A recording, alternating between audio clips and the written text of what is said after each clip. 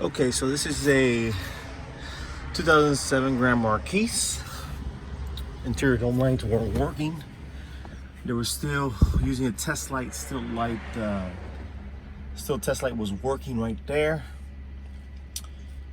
Bottom lights are working, but they're very weak when you try to turn them on.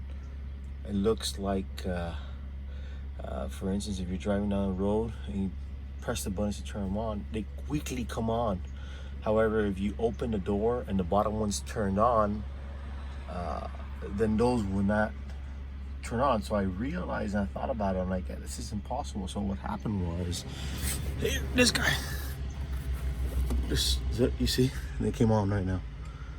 So there must be some sort of weak contact there, right here. That's right there. So I just have to fix that. No need for a lighting control module or anything like that. Just thought this was interesting because the lighting control module rebuild is kind of expensive, and it was just this. So I'm noticing this. It's right there. It has to be right there, right? So that's pretty much it.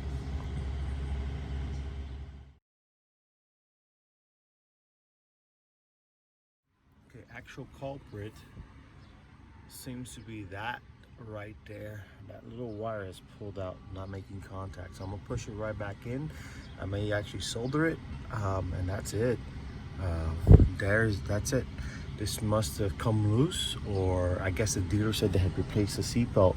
The guy who replaced the seatbelt must have done that to it. And then we have this ground here, not attached. Looks like it should be there. Wasn't put back. So guys working quickly don't care. Things like that happen. Maybe.